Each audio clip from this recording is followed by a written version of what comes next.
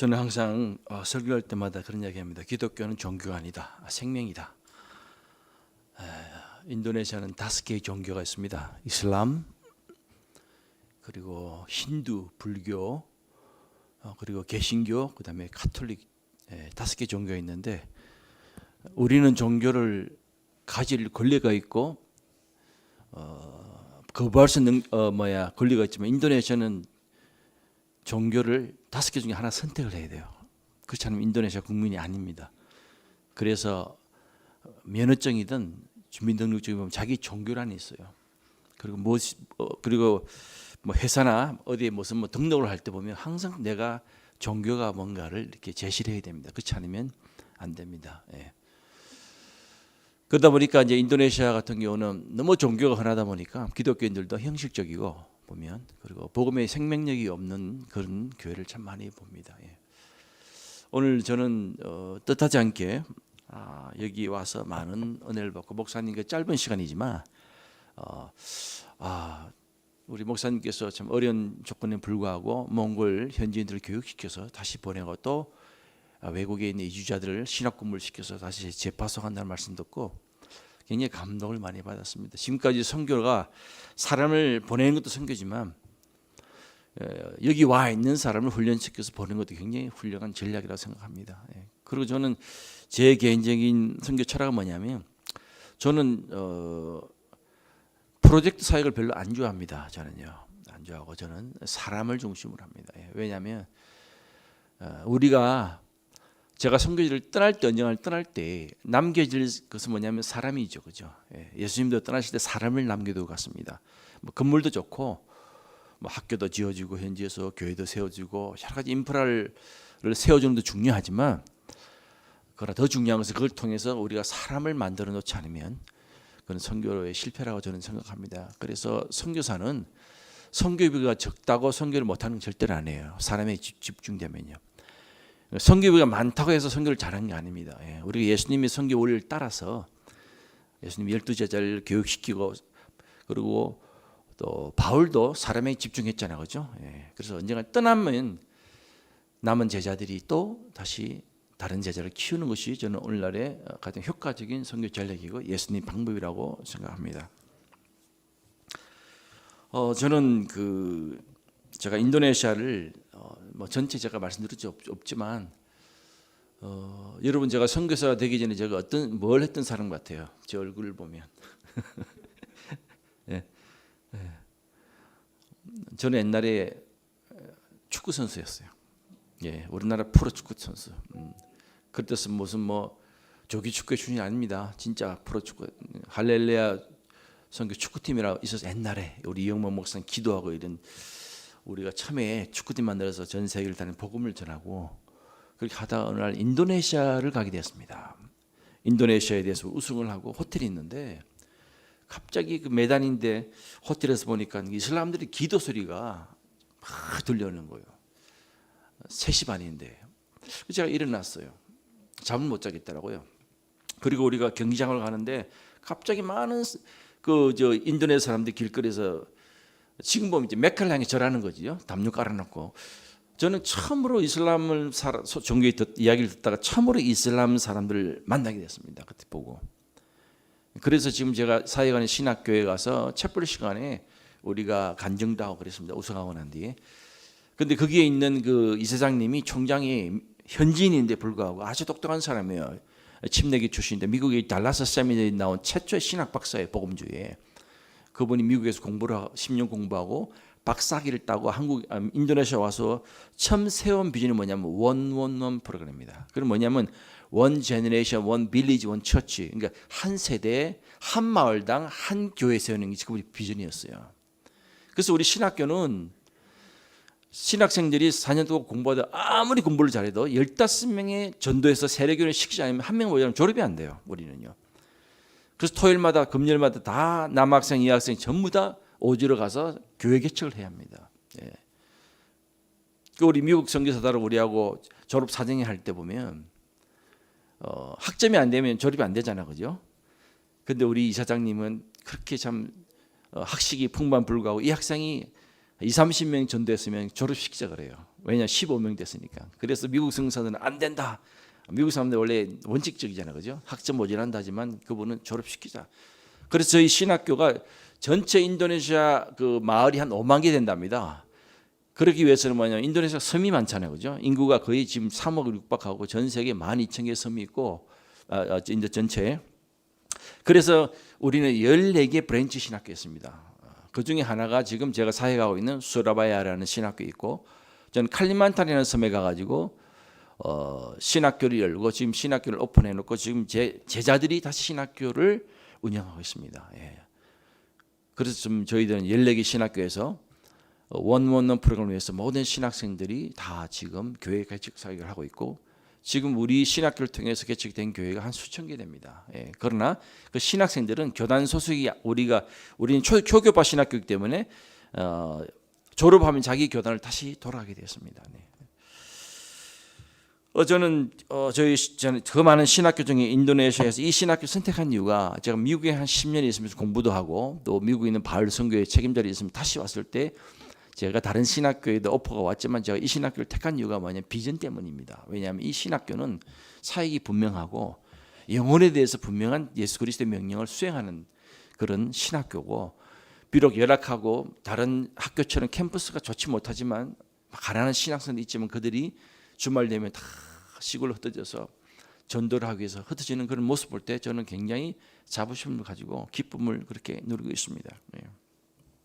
저는 바울 선교회 소속인데, 저도 지금 바울 선교사들이 몇 명인지 모르겠어요. 이제 워낙 많아가지고.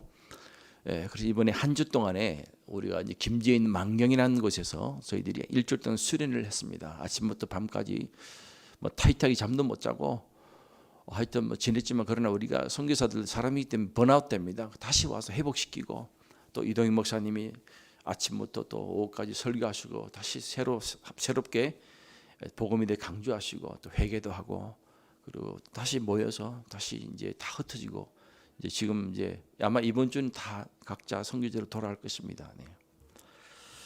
저는 여기서 보면서 목사님과 잠시 말씀을 들으면서 몽골에 대한 그 선교 활동 하시는 볼 때, 제가 미국에 있을 때 보면 몽골 사람이 굉장히 많아요. 주로 식당에서, 한인 식당에서 주차장에서 일하는 발렛 파킹하고, 그다음 덴버라는 곳에서 많이 산다 그래요. 몽골 사람들이 고원에 살기 때문에 기후가 맞다 그러죠. 몽골 사람을 만나면 왠지 이렇게 뭐 형제 같은 느낌, 그렇게 이질감이 안 느껴요. 참 그 희한하더라고요. 저는 여러분도 그렇게 느끼세요? 그리고 사람들이 착해요, 순하고. 근데 그 대신 뭐 떡대는 좋아요. 골격이 좋더라고 보니까 징기스칸 후예인지 몰라도. 네, 참 그 목사님께서 참 이 교회는 가지는 못하지만 온 사람들을 훈련시켜서 보내는 거 참 중요합니다. 굉장히 중요해요. 여러분, 우리가 지도자 한 사람 잘 세우잖아요. 그러면 그 나라가 삽니다. 그 교회가 살아요. 좀 미안한 얘기지만 지금 미국이나 한국이나 유럽이나 단체마다 사람 하나 잘못 세워가지고요 무너진 곳이 굉장히 많아요. 지금 심각합니다. 지금요. 그래서 좋은 사람 양육 잘 시켜서 다시 몽골로 보내고, 또 다른 자기가 돌아온 나라를 보내서 그들이 거기에 서서 교회 부흥을 위해서 일할 때, 그것이 바로 여러분들의 열매입니다. 믿습니까? 여러분들의 열매예요. 여러분들 열매예요. 저도 지금 제 제자들이 굉장히 많아요. 이 나라 전체에. 저는 우리 와이프하고 어디 섬으로 가더라도 보면 공항에 영접 나오는 우리 제자들이 굉장히 많아요. 비록 그들이 교회 개척을 하지만 저는 그들이 저희 열매라고 생각합니다. 왜냐하면 인도네시아 노방전도가 안 돼요. 인도네시아는 내가 가지고 있는 종교를 다른 사람에게 전하지 못한다. 특히 물품을 주고 회의하면 안 된다. 이런 아주 까다로운 조건이 있습니다. 그래서 사적으로 종교 이야기를 할 수 있지만 예수 그리스도를 뭐 전하다가 신고하면요 제가 들어가요. 그래서 인도네시아가 핍박이 많은 나라는 아니지만 굉장히 민감합니다. 그래서 인도네시아 가면 첫 번째 종교에 대해서 물으면 안 되고, 그리고 그런데 너무 깊이 잘못 전하다가는 아주 어려워집니다. 그러나 그 틈새가 있어요. 그 틈새를 노려서 선교를 하고, 저는 신학생들을 강의실에서 그들에게 복음을 전하고 그들에게 신학 지식을 가르치고, 그리고 그들에게 무장시켜서 졸업하면 이번에 8월 달에 또 졸업식 하는데 그들이 다시 자기 섬으로 다 돌아가요. 그런 숫자의 학생들이 거의 한 수천 명이 됩니다. 너무나 감사하고, 저는 제가 이 길을 걸어온 것에 대해서 후회하지 않습니다. 그런데 신학교 사역을 하면요, 그렇게 후원자들에게 별로 인기가 없는 것 같아요. 저는 우리 선교사들 보면 뭐 이렇게 막 거창히 하는 선교사님들 은사마다 다르지만 이렇게 신학교 사역을 하니까 그렇게 선교 보기에도 그렇게 쓸 게 별로 없어요. 왜냐하면 맨날 그 사람이지, 그죠? 그 사역이지. 그러니까 저는 35년 동안 있으면서 한 팀도 단기 선교팀이 저를 방문한 적이 없어요. 별로 인기가 없으니까. 네. 거의 방문을 하지 없어요. 그렇지만 저는 언젠가는 인도네시아를 떠날 때나 주님 오실 때 제가 내어놓을 사람이라는 열매가 있기 때문에 저는 늘 감사함을 느낍니다. 그래서 근데 신학교는 많은 시간이 필요합니다. 인내가 필요하고 당장 열매가 없잖아요, 그죠? 그러나 감사한 것은 그들이 4년 아니면 2년 대학원 과정을 마치고 졸업을 하고, 혹시 물 한 잔 있으면 좀 부탁합니다. 졸업을 하고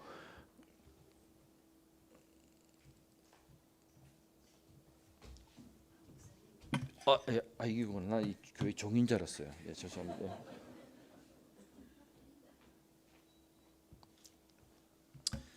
그들이 졸업식을 하고 다 돌아갈 때 그 기쁨은 말할 수 없죠. 예. 저는 신학교에서 교회사와, 저는 선교학을 전공했기 때문에 선교 역사와, 그다음에 우리 사람은 이제 음악 전공이기 때문에 이제 음악을 그렇게 가르치고 있고, 이제 14개의 신학교를 우리가 학기마다 돌려면요, 우리 돌아다녀야 돼요. 가면 참 피곤해요. 그러나 하나님께서 주신 이 선교 사역을 감사함으로 잘 받아들이고 있고, 지금도 그렇게 사역을 하고 있습니다. 네.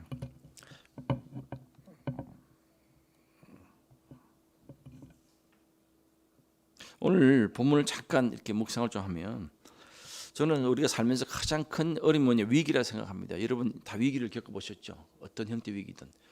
선교사도 선교에서 많은 위기가 있습니다. 저는 35년 동안 선교사 생활하면서 좀 미안한 표현이지만 몇 번이고 그냥 그만두려고 했습니다. 우리 와이프가 하면 그런 얘기 하더라고요. 당신은 미국에서 공부할 때도 그렇고 또 사역할 때 어릴 때마다 꼭 쓰는 단어가 있대, 저보고. 가끔 뭐냐니까 때리치운다는 말을 했대, 제가. 때리치워야지. 가끔 한 얘기인데 뭐 수백 번 했다 그래요, 저보고. 그래서 제발 그 말을 그만해라. 여러분 그 말을 할 때까지는 저한테 이미 압축된 그런 위기와 그런 스트레스 있잖아요, 그죠? 네. 여러분 인생을 살면서 목회를 하면서 여러분 삶을 살면서 얼마나 솔직히 때려치고 싶은 생각이 많이 들어요, 그죠? 그런 마음이 있습니다. 위기가 있는 거죠. 여러 가지 형태의 위기. 코로나 때 우리 신학교에서요, 참 6명의 학생들이 주님께 갔습니다. 5명. 근데 한 사람은 우리 학교 직원인데 코로나 걸려가지고 다 그렇게 주님께 다 갔죠. 네. 인도네시아 때는 뭐 한국도 마찬가지지만 인도네시아는 이슬람들이 사람이 죽으면 당일날에 장사를 해야 돼요. 그렇기 때문에 그 많은 시신들을 천에 묶어서 집단 매장하는 걸 봤는데, 제가 인도네시아 살면서 그렇게 많은 사람이 죽는 걸 처음 봤어요. 장로님도 돌아가시고 목사님도 돌아가시고, 그때 팬데믹 일어나기 막 그때 그냥 예루살렘 성지순례 왔던 교인들이 단체로 걸려가지고요. 그때는 심각했잖아요, 그죠? 예. 그 죽음이라는 것이 앞에 오는데 그 TV와 주변 보니까 그냥 온라인으로 중계도 하고요. 우리 신학교 애들 장례식 할 때도 가지 못하니까 줌으로 이렇게 중계하고 할 때 참 마음이 찢어지죠, 그죠? 참 허무하다. 저 애들도 비전이 꿈이 있을 텐데. 그리고 참 여러 교회 장로님, 목사님들, 성도들도 참 꿈이 있을 텐데 어떻게 코로나라는 것 때문에 저렇게 다들 가시고 교회가 어떻게 될 것인가. 그런 위기가 왔습니다. 오늘 사도 바울을 보면 사도 바울도, 저는 오직 오늘 무슨 설교를 할까 하다가 이 제목을 가지고 왔습니다. 바울도 살아가면서 굉장히 위기가 많았죠. 특별히 고린도 교회는 바울을 가장 힘들게 한 교회입니다. 윤리적인 문제가 있죠. 그런데 바울이 실컷 복음을 전하면 유대주의자들, 헬라 영향, 철학 영향받는 무리들이 와서 바울의 복음을 왜곡시키고, 그리고 교회를 혼란하게 만들고, 그리고 특별히 바울이 사도에 대한 직분에 대해 도전을 주고, 아주 아니라고 그러고, 저보고 여러분 선교사 아니라 그러면 제가 기분 나쁘죠, 그죠? 그 당시에는 이 정경이 아직 없었기 때문에 누가 가장 권위가 있는 사람이 말하면 12제자입니다. 그들이 말하는 제들.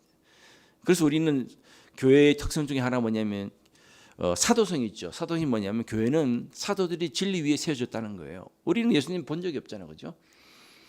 그래 바울이 12제자에 포함되지 않기 때문에 너는 제자가 아니다. 이런 식으로 막 혼란을 주고 굉장히 그 바울에게 상처를 줬고 무엇보다도 이 교회가 거의 무너지게 되었고 넘어가게 될 수 있는 그런 위기를 맞이한 것이죠.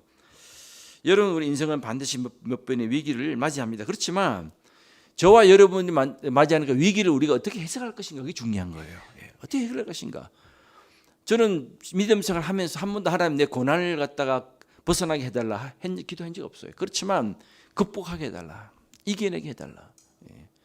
제일 중요한 것은 우리가 어떤 생각을 가지고 그것을 해석하느냐 중요합니다. 부정적인 사람들은 그 위기를 부정적으로 해석해가지고 완전히 부정적으로 가가지고 교회를 떠날 모습을 제가 참 많이 봤어요.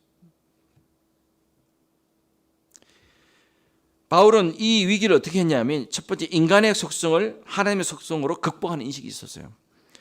그 수많은 적들이 공격하고 모함하고 여러분 제가 인도네시아에 있을 때 가장 힘든 부분이 뭔지 아십니까? 여러분 좀 이런 말을 제가 들을지 모르겠지만 여러분 선교사들이 다 천사 같아요? 아무 문제 없을 것 같아요? 굉장한 갈등이 많습니다. 어떤 선교사는 다니면서 날 욕을 해.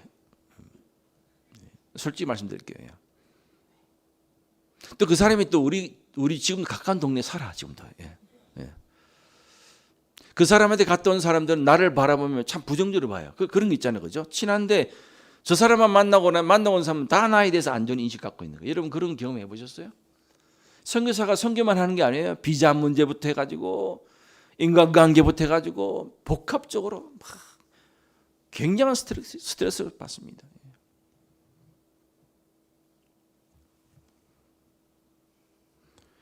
그렇게 바울의 사역을 무너뜨리고 고통을 주는 수많은 사람들 바울의 안에 많았다는 것이죠. 그런데 바울은 처음에 이렇게 이야기합니다. 그러므로 우리가 이 직분을 받아 긍휼하심 입은 대로 낙심하지 않는다 그랬어요. 바울에게 가장 중요한 것은 뭐냐면 하나님의 은혜와 긍휼입니다. 자기가 사도된 것은 잘나서 된 것은 아니라는 것이죠. 하나님의 은혜와 긍휼이라는 거예요. 저는 개인적으로 집안에 좀 어렵게 컸습니다. 뭐 저기 우리 형님도 계시지만 참 각자 살아왔죠. 네. 제가 지금까지 신학교에서 교수가 되고 물론 제가 뭐 미국이나 한국 오면 신학교 돼서 교수될 그 뭐 실력도 안 돼요. 인도네시아니까 제가 하는 겁니다. 그냥 여기서. 네. 또 비자를 받기 위해서는 내 인생의 고비마다 참 어려움이 많았습니다. 저는 어릴 때 시골에 할머니한테 맡겨져가지고 참 잘 못 먹은 기억이 있어요. 지금까지. 그거 아주 어릴 때인데도. 그래서 제가 지금 먹는 걸 되게 좋아해요. 그걸 하나님의 보상으로 생각하고. 그래서 제가 지금 콜레스테롤 좀 높고 좀 위험한데. 네. 이 바울이 그런 어려움 올 때마다 생각하는 거예요. 자기가 정말 다마스커스 가다가 예수 그리스도의 그 환상을 보고 주님이 직접 그를 소명을 이방인의 사도를 만들어 주시고 그 교회를 핍박하던 것, 그 마지막에 디모데서 보면 자기는 죄인 중에 개수라고 말할 정도로 했잖아요. 그 정도로 그게 뭐냐면 바울은 뭐냐 늘 하나님의 은혜와 긍휼이라는 것, 자기를 불쌍히 여기셨다는 것이죠. 여러분 우리가 혹시 어려움 당할 때마다 인간의 속성을 하지 마시고 열받고 막 하지 마십시오. 교회에서. 그때마다 뭡니까? 나는 죄인이었지. 그렇죠? 그것도 훈련입니다. 제가 미국에 사역하고 다시 10년 전에 인도네시아 돌아오는데 교회에서 무슨 일이 생겼어요. 교회 다 끝나 어느 장로님이 담임 목사님인데 제가 선교 목사를 또 섬겼거든요. 그 교회에서. 뭘 하다가 우리 담임 목사님이 7년째 하고 뭐 안식년 하고 이런 타이핑을 잘못한 것 같아요. 제가 장로님 그 타이핑이 목사님들 안식년은 6년하고 7년째 하면 됐더니요. 그 장로님이 이 강대상에서 앉아있는 저한테 그냥 욕을 하는 거예요. 엄청난 수모를 당했어요. 그러면서 끝나고 내가 나가는데 날 따라오면서 욕을 하는 거예요. 그냥 그 분노를 쏟아부어요. 저한테 묻은 수. 그래서 제가 당회실을 피했어요. 목사님 앞에 갔어요. 목사님 앞에는 그러지 않겠지. 근데 목사님 앞에까지 쫓아와가지고 그냥 나한테 막 욕을 하고 막 그냥 소리치는 거예요. 우리 집 사람이 들어왔습니다.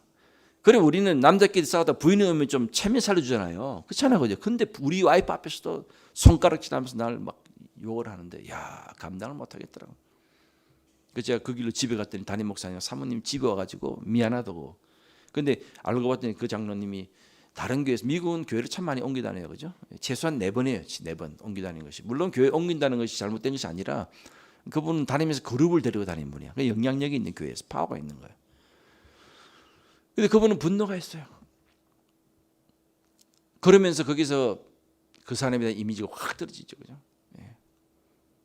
여러분, 우리는 유혹받는 게 뭐냐면, 내가 위기에 있을 때 하나님의 속성이 아니고 인간의 성품과 속성으로 해결하다가 교회가 갈라지고 선교사끼리 다 그냥 갈라지는 거예요. 예. 참 중요합니다. 그럴 때 우리는 하나님의 성품으로 돌아가야 되는 거예요, 그렇죠? 하나님의 은혜와 긍휼, 힘들지만 다윗이 사울하고 싸울 때 뭐 그냥 뭐 물건 집어 던졌습니까? 사울은 그냥 다윗 찾아 죽이느라고 막 그냥 병사동원 난리지만 다윗은 하나님께 기도하잖아요, 그죠? 그 다윗은 그 정말 열악한 광야에서 다윗의 시를 보면 그 척박한 생활에서 시가 나왔잖아요. 그 궁궐에서 잘 먹고 잘 사는 사울의 뭐 시 한 줄 나왔어요? 안 나오는 거죠. 이런 사람을 하나님이 그 사람 편을 들어주더라고요. 그래서 바울은 자기를 모함하고 진리를 왜곡시킨 사람을 이렇게 합니다. 이에 숨은 부끄러운 이를 벗어버리고, 자기는 뒤에서 장난을 안 친다는 거예요. 속이지 않는다는 거죠. 자기는 하나님 말씀을 혼잡하게 아니하고 오히려 진리를 나타낸다. 예수 그리스도의 복음의 진리 외에는 자기는 관심이 없다. 그래서 나는 스스로 사도다, 내 양심에 끄러김 없다고 이렇게 선포하는 것이죠, 사도 바울은. 우리 집사람이 저한테 그런 얘기를 해요.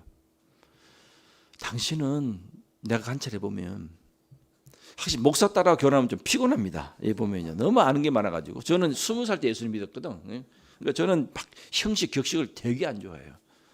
우리 집사람은 막 그 이동희 목사님 경건한 그 집안 자라니까 보는 게 그거잖아요. 조금만 틀어지면 바로 날라 들어오는 거죠. 우리 사람 그래요. 당신은 내가 보기에도 선교사인데 다른 사람이 이렇게 좀 불쌍히 여길 수 있는 그런 모습이 아니래요. 말하는 투도 그렇고 뭐 자세도 그렇고, 그래 보면 뭐 항상 있는 것처럼 보인대죠, 뭐. 그래서 많은 사람이 안 돕는다 막 그런 얘기 하더라고요. 그러면서 라오스에 있는 그 선교사 벌에 일산에 있는 교회에서 만났거든요. 그 선교사는 체질 자체가 꾸부정하고 그다음에 막 죽는 인상 표준인데, 그 사람한테는 사람들이 막 동정심이 간다고 막 이야기를 하더라고요. 그럼 어떡합니까? 제가 뭐 더 이상 저는 그런 거 별로 안 좋아합니다. 예. 저는 사역자가, 성도들 그렇지만 자기 자신의 나름대로 확신이 있어야 된다고 생각해요. 사람들에게 좋은 소리 듣기 위해서 비굴하게 생각할 필요도 없고요. 주님이 주신 그 확신, 소명, 그것은 게임 끝이죠. 예. 내가 뭐 불쌍히 여긴다 해서 사람이 날 돕나? 그건 아니죠, 그죠? 돕는 분은 하나님이시고. 미안합니다만은 팬데믹 기간 때는 한국 교회가 많이 어려워졌잖아요. 저희들도 선교사들 선교비 많이 끊겼어요. 많이 줄었어요. 뭐 사적인 얘기지. 그렇지만 또 하나님께서는 또 기가 막히게 생각지 않는 곳에서 있잖아요. 다 또 채워주시고. 또 제가 하는 사역은 그렇게 선교비가 별로 그렇게 많지는 않아. 필요 없어. 애들 장학금 주는 거 외에는. 사도 바울은 떳떳했습니다. 그렇죠? 자기의 상대방이 자기를 공격하는데 똑같은 야비한 수단으로 같이 대항하지 않았고, 그래 내가 죄인이지, 내가 더 부족하지, 하나님의 긍휼 때문에 내가 이방의 사도가 되었지. 그들이 굴복하는 것이 아니라 꼼수 부리지 아니하고 그저 주의 말씀 주신 대로 그대로 진리대로 전했다는 것이죠.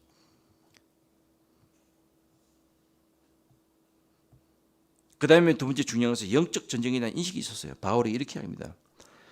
만약 우리 복음이 가려웠으면 망하는 자들이 가려운 것이라. 바울이 열심히 복음을 전했지만 안 되는 부분이 있지 않습니까? 그건 뭐냐면 그 배후에는 보이지 않는 어떤 영적인 존재가 있다는 거예요. 그중에 이 세상의 신이 믿지 않은 자들의 마음을 혼미게 한다. 믿지 않는 이 뭐죠? 신이 뭡니까? 세상이 뭡니까? 어둠의 일들이에요. 영적 싸움. 우리가 선교학을 공부해 보면 19세기 말이나 20세기 초기에 많은 그 서구 선교사들이 아프리카에 가서 선교를 이제 현지 교회를 하다 실패한 경우가 많아요. 그 중에 하나가 뭐냐면 미국 사람들, 특히 서구 사람들 굉장히 라식합니다. 논리적이잖아요, 그죠? 성경 공부 잘하고요, 아주 굉장히 체계적으로 잘하는데 아프리카 교인들은요, 우리는 아프면 목사님한테 가잖아요. 일단은 병원도 가지만 안수 받잖아요. 근데 그 사람들은 아프면 누구한테 가죠? 무당한테 가는 거예요. 주술사한테 가는 거예요. 교회에 앉아 있다가. 왜냐 그러면 영적 싸움의 차원에서 안 가르쳐 그랬대요. 그 기록이 나옵니다. 여러분, 우리가 매일 영적 싸움을 할 수 없지만 그러나 우리가 안 될 때는, 어려울 때는, 그리고 뭔가 혼란이 많을 때는 복음 전파하면서 실패가처럼 보이고 방해자가 많다면 보이지 않는 어둠의 영들이 있다는 걸 우리 인식해야 돼요. 그거 분명히 아셔야 됩니다. 이번에 제가 오기 전에 이슬람 라마단 금식이 있었지 않습니까? 우리 집이 보면 주택지인데 옆에 보면 다 터여가지고 동네 보면 이슬람 사원이 그렇게 많아요. 우리 사람 말하기는 1km 안에 뭐 10개가 있다 그랬나? 하여튼 뭐 이슬람 사람들은 뭐냐면 거기 뭐 대통령이나 부통령이나 공약이 있어요. 내가 이번에 부통령이 되면요 어느 저기 1000개 모스크 사원을 세우겠습니다. 막 이렇게 해요. 너무너무 많은데 불구하고 얼마나 시끄러운지. 라마단 금식 기간에 보면요 밤에 잠을 못 자요. 말이 금식이죠. 낮에 안 먹고 밤에 먹는 거예요. 예. 내가 와이프한테 야, 뭐 저게 뭐 금식이냐? 뭐 밤에 낮에 안 먹고 밤에 먹으면 나도 하겠다. 100일 하겠다. 물가도 올라가고 그냥 끼니끼니만 다 챙겨 먹고요. 막 그때 되면 이 이슬람들의 영성이 강해져요. 강팍해집니다. 어둠의 세계에서. 인도네시아를 바라볼 때 참 안타까운 게 2억 이상 되는 이 수많은 이 인구들이 참 하나님 복음을 못 듣고 그 이슬람이라는 그 큰 그 장벽에 갇혀가지고 나오지를 못하는 거죠. 일어나면 알라 아까바르 알라는 위대하다. 막. 왜 강팍하냐 그러면 이슬람 사람들이 왜 테러하냐 그러면 저희 동네에서 오늘 우리 사람하고 저녁에 산책을 해요. 근데 어느 날 새로운 사람이 이사 와서 다리를 굉장히 절룩거리더라고요. 보니까 까무잡잡하지만 중국 사람이에요. 인사했더니 당신 왜 다리 다쳤나 했더니 이야기를 하는데 5년 전에 제가 사는 수라바에 저기 이슬람 테러자들이 3군데 교회를 가톨릭 하나 하고 기독교 개신교 2군데 해가지고 자살 폭탄해가지고 자기는 폭탄 쳐질 때 오토바이 타고 온 사람 뒤에 있다가 기둥 뒤에 있다가 다리만 이렇게 내밀다가 살한 거예요. 그 다리가 다 날아간 거죠. 그 침술해가지고 쇠를 받고 이제 겨우 이제 걸어 다니죠.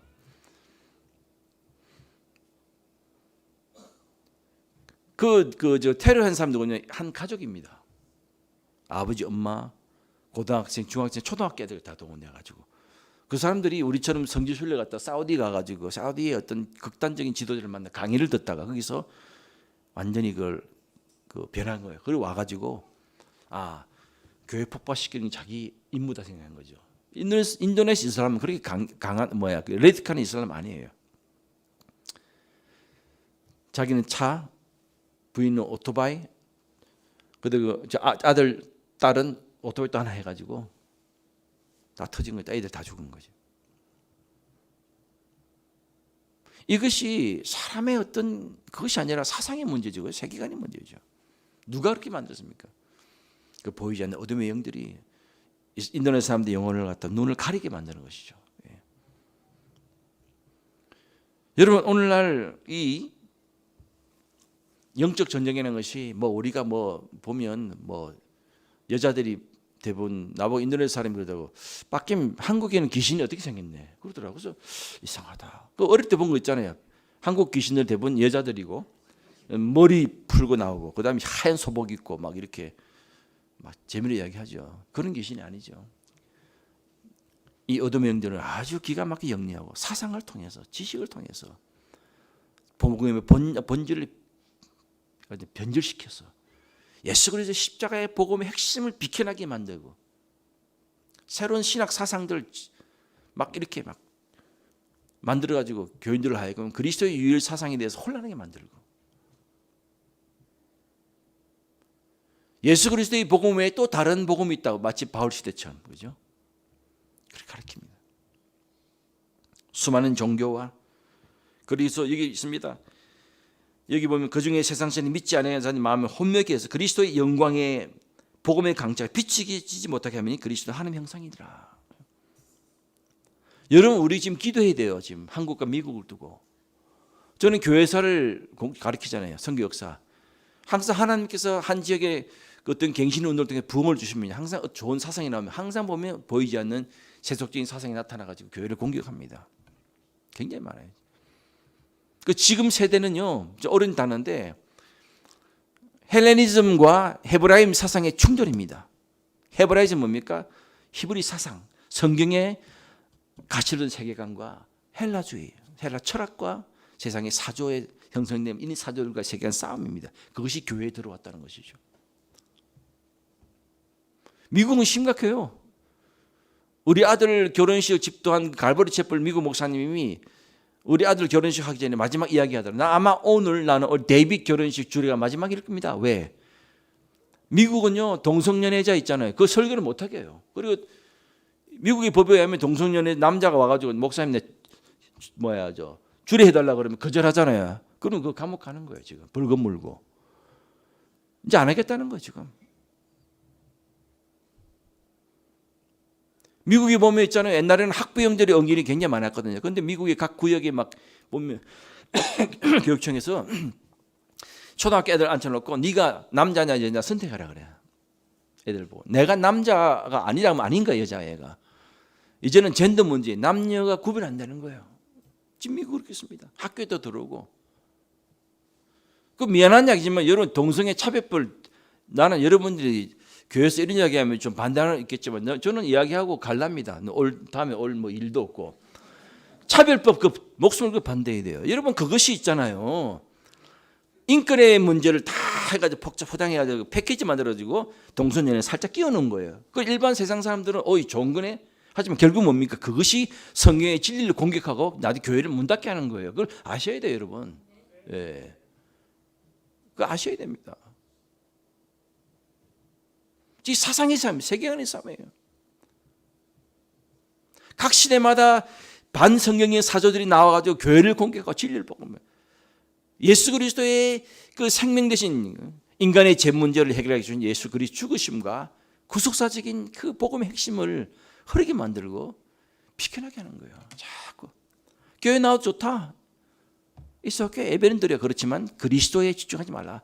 그리스도는 하나님의 영광이니라. 이 부분을 이 사탄들이 막는 거예요. 여러 가지 교묘한 방법을 막는 거예요. 여러분 그걸 아셔야 돼요. 여러분 동의 안 하셔도 좋지만 저는 이 확신을 가지고 있고 저 위험합니다. 지금요. 위험합니다.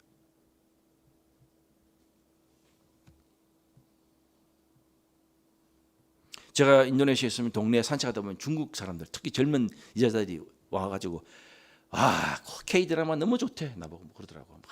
넷플릭스 봤냐고. 우린 넷플릭스 안 보지, 돈 내야 되니까. 무슨 영화를 찍어줘요. 이거 봤냐고. 그럼 제가 유튜브 가서 딱 봐요. 그래서 웬만한 거 다 봤어요. 좀 여기서 그런 음악이나 예술 쪽에 있는 분들이 이런 이야기하면 좀 반대하시겠지만 제가 좀 봤습니다. 예를 들면 오징어 게임 보셨죠? 그런 거? 표정이 전혀 안 본 것처럼 이야기하시네. 예, 그 히트 쳤잖아요. 그다음에 오영호 변호사 이런 거 봤잖아요. 저도 영화 드라마 굉장히 좋아해요. 좋아하고 그다음에 또 여러 가지 많은 세계적으로 히트친 거. 근데 여러분 좀 가만히 보면 뭔지 이상하지 않아요? 세상 사람들 하나지만 그 내용 들어가면 항상 교회 이슈가 나오죠. 목사를 공격하죠, 그죠? 기독교가 부정적이라는 사실을 굉장히 부각을 교묘하게 합니다. 그거 보십시오. 모르겠어요. 김철원 성에서 예술적인 감각이 없어. 모르겠지만 저는 그걸 보면서 그것이 얼마나 세상의 영화와 예술 이런 것들이 교회를 공격하고 있지 않습니까? 미안하지만 천주교 불교에 대한 잘못된 점 나와요. 솔직한 얘기로 거의 교회에 계신 게 문제 아니에요. 교묘하게 해가지고 이런 식이에요. 미국도 똑같아요. 마침 참 감사하게도 인도네시아는 무슬림이 워낙 강해가지고 동성연애 그건 못 들어죠. 죽죠. 그죠? 그런 거 하다가 율법에 어긋나서. 지금 우리가 심각합니다. 교회를 핍박, 그 주님의 진리를 반대하는 것이 옛날처럼 진짜 초대교회 때 그냥 사느냐 죽냐, 예스냐 노냐에 따라서 목이 날아가지만 지금 뭡니까? 사상으로. 교회 시스템을 가지고 교묘하게 들어와서 교회를 혼란시키게 하고. 미국이 뭐 있는 PCUS라든지 이런 모든 교단에 있는 한국 목사님들이 아주 골치 아파요. 왜냐하면 미국의 하나의 PCUS가 아주 가장 큰 장로교단인데 동성연애 합법화했잖아요. 거기 있는 한국 목사님들이 심란한 거예요. 반대를 하면 뭡니까? 교회를 떠나야 됩니다. 교회를 떠나면 교회 재산을 그대로 교단에 뺏기고 몸만 나가야 돼요. 결단하고 난 목사님들이 있어요. 보면 PCU에서는 이제 통합적 가까운데 한국에 보면 몇몇 사람들이 반대가지고 개척교회부터 하는 분들이 있어요. 모든 혜택을 다 포기하고. 여러분 팬데믹이든 저는 이 시간이든 저는 한편을 보면 그것이 알곡과 죽종이를 구별할 수 있는 아주 좋은 기회를 생각합니다.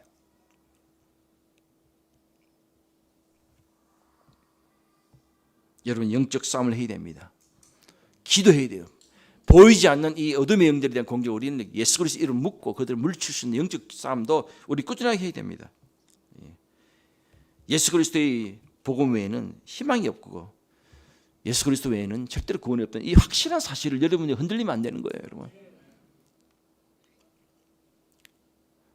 제가 이번에 작년에 미국 갔더니 우리 사람하고 아주 친한 피아노 교회 반주자가 였어요. 그 어머님이 권사님인데 아주 오랫동안 미국에 한국에 있다가 남편이 버리는 바람에 자기 딸을 데리고 와서 미국에서 학자까지 살았어요. 권사님이에요. 근데 권사님이 몸이 안 좋아지고 자기 엄마가 몸이 아프대요. 아프다면서. 근데 이분이 권사님이 우리 신방을 오라 해서 갔더니 표정이 밝지가 못해. 그렇게. 근데 그분이 돌아가셨어요. 근데 임종하기 직전에 그분이 어떤 걸 요구했는지 아십니까? 우리 집 사람한테 얘기하더라고. 우리 어머님이 글쎄 돌아가실 때 여러분 이제 보통 병원 같은 데 가면 이제 임종 직전에 가면 찬송을 틀어주잖아요. 왜냐면 마지막 남아있는 청각이래요. 그래서 그 사람이 코마 상태에 있을지라도 여러분 말하면 안 된대요. 다 듣는데요. 욕하고 그러면 안 됩니다. 그죠? 그 찬송가를 계속 틀어주면 그 청각이 살아있기 때문에. 근데 이분이 찬송가가 아니고 무슨 노래냐면 여러분 나이 드신 분 알지만 여러분 아세요? 옛날에 그 사이먼과 가펑클 노래한 험한 세상의 다리가 돼요. 그 노래, 그 알죠 노래요. 그 노래 굉장히 좋잖아요. 가사도 듣고 그걸 듣고 돌아가셨대요. 찬송가가 아니고 그래서 충격 받았어. 그래도 권사님이면 뭐 전업본부들 향하여라는 했는데요. 그 사이먼 가펑클 그 험한 세상의 다리가 돼요. 그 노래를 들고 가시면 과연 평안할까? 충격이 가는 거죠. 또 이번에 이럴 때 미국 가가지고 잠시 기도 그룹을 만났는데 그 어떤 자매가 그러더라고. 우리 어머님이 권사님인데 몸이 한 88세가 됐는데 근데 아직도 어머님은 항상 노는 것과 그다음에 뭐 쇼핑하는 것과 세상적으로 여러 가지 일에 대해 관심이 많다는 거예요. 그래서 내가 딱 그랬어요. 집사님 정신 차려. 우리가 세상을 이렇게 보면 이 세상이지만 넓지만 이게 넓은 것 같지만 시간에 가면 갈수록 점점 좁아져. 그렇잖아요. 그죠? 나이 들고 좁아지잖아요. 맨 마지막에 좁아지면 우리는 맨 마지막에 누가 앞에 서냐? 속된 말로 천국의 문이 서는 거예요. 더 이상 다른 문이 없는 거예요. 그 당신 어머니한테 천국을 준비하게 해야지. 왜 같이 그냥 떠들냐? 자기는 그렇게 말하면 엄마한테 예의가 아닌 것 같아요. 말을 못 하겠대. 아니라고 지금 빨리 결정을 지라고 엄마 구원의 확신을 시키고 마지막 희망은 주님 믿는 것보다 희망이 없다는 사실을 좁혀가야지. 그걸 부담스러워서 이야기 안 해? 제가 그 자리에서 이야기했어요. 그 굉장히 좀 슬퍼하더라고. 왜? 엄마한테 그런 이야기하면 엄마는 부담이 되는 거야. 그거 엄마한테 그 이야기를 어떻게? 아니 여러분 천국 가고 지옥 가는 그 문제에 무슨 부담이 돼요? 특별히 90 다 된 어른 앞에서 노인 앞에서. 여러분 그렇습니다. 이번에 갔던 저희 장인어른도 거의 89세인데 목이 이렇게 하고 허리도 굽어져 가지고 옛날의 모습은 안 보여요. 그거 다 뻣뻣하시고 이게 자세도 그렇고.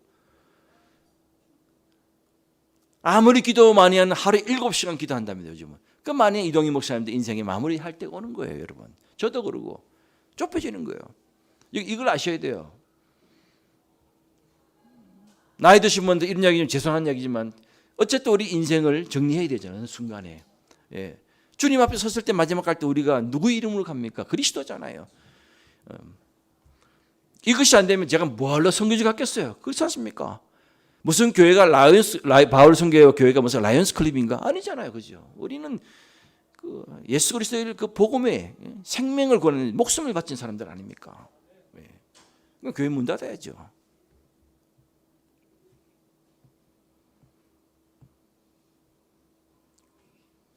마지막 이거 마치겠습니다. 아침에 누룽지 먹고 왔더니 배가 고프네요. 빨리 끄네.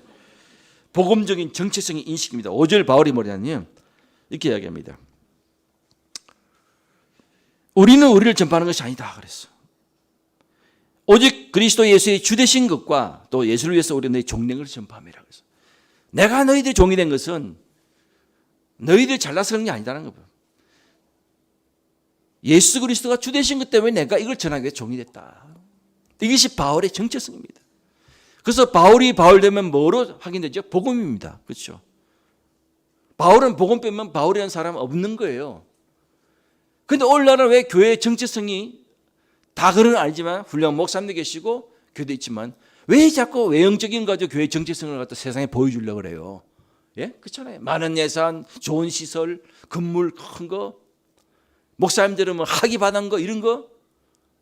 제가 미국에서 풀로 신학교 공부하는데 한국 목사님들 많이 와요. 그 소개해요. 소개하면 저는 한 15초 동안 인도네시아 온 선교사입니다. 끝나면 어떤 그 목사님들은 큰 교회 목사님들은 유난히 강조하는 말이 내가 누구 밑에서 일했었고, 예? 어디 교회에서 왔습니다. 막 이런 이야기만 해요. 왜냐하면 모르니까. 그리고 나의 멘토는 누구고, 나는 뭐 멘토도 없는 거예요. 예수님 외에는. 그리고 미국에서도 다는 아니지만 한국에 있는 큰 대형교 이름을 간판을 가지고 또 그 교회를 열어요. 근데 사람들이 또 와요, 거기에.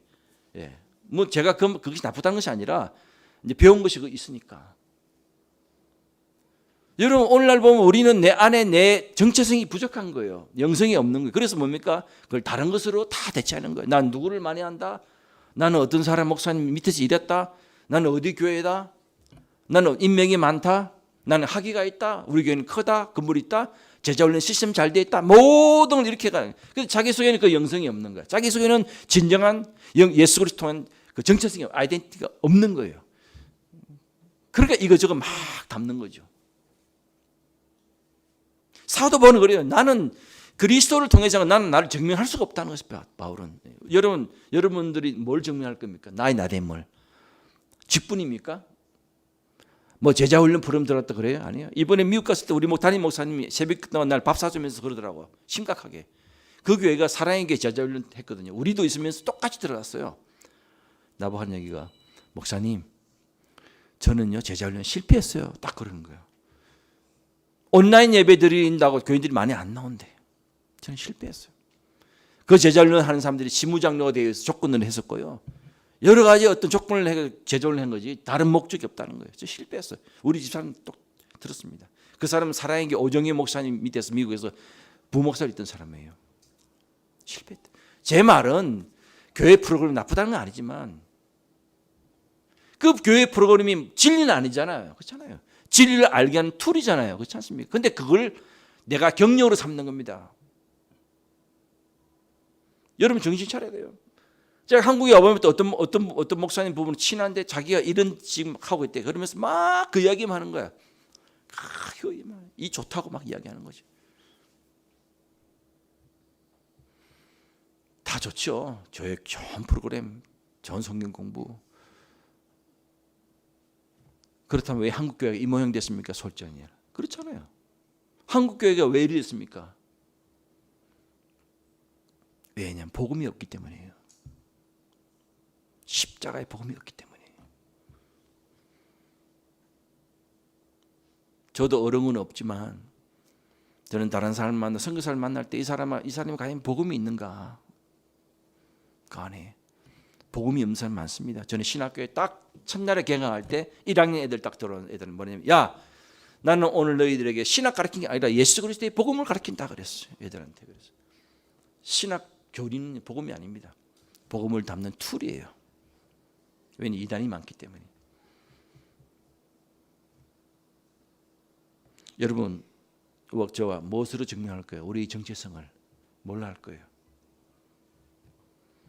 우리는 예수 그리스도면 충분합니다. 그죠? 네.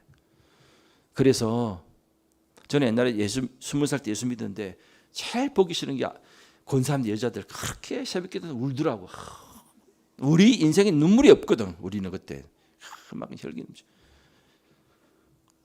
그리고 나는 제일 싫었던 게 뭐냐면 하나님 외에 도움을 구할 곳이 없는 것이 굉장히 자존심 상하더라고. 사실 그랬어요. 너무 기독교는 너무 약한 거야. 그때 솔직하니. 근데 지금 생각하니까 하나님 외에 갈 곳이 없는 사람이 굉장히 복된 겁니다. 예, 예. 하나님 외에 도움을 구할 수 없는 사람이 복된 사람인 줄 알았어요. 예. 아직도 갈 데가 많다? 그거는 문제가 있는 거예요. 예. 주님 외에 아직도 소망이 있다? 그것은 뭡니까? 가장 문제가 있는 거예요. 있어도 없어도 오직 나는 예수로만 충분합니다. 하나님만이 나의 전부입니다. 그리고 하나님 안에 있는 사람들은 다 또 문제가 해결돼요. 오늘 말씀 결론해 드릴게요. 위기를 직면할 때 여러분 꼭 하나님 성품을 묵상하십시오. 이 가운데서 인간적인 성품 드러내지 마시고 그거 다 끝납니다. 하나님 성품을 극복하셔야 돼요. 두 번째는 뭡니까? 영적 전쟁. 이것은 배후에 이 위기 뒤에 나를 좌절케 만들고 자꾸 어려우면 복음을 막는 이 뒤에는 분명히 어떤 시스템보다 뭐 영적인 존재가 있다. 그걸 알고 기도하며 여러분 그걸 기도하시기 바랍니다. 근데 세 번째 뭐죠? 복음 위에 우리 정체성을 견고히 세우라. 예수 그리스도 외에는 우리의 어떤 희망도 없고 교회는 예수 그리스도 생명의 복음 위에 세워져야만이 그것이 정상이다. 건물이 중요한 것이 아니다. 이 위에서 우리가 몽골 선교를 해야 돼요. 그죠? 이것이 기반이 없이 몽골 선교하면요 다 무너집니다. 절대로 그게 안 돼요.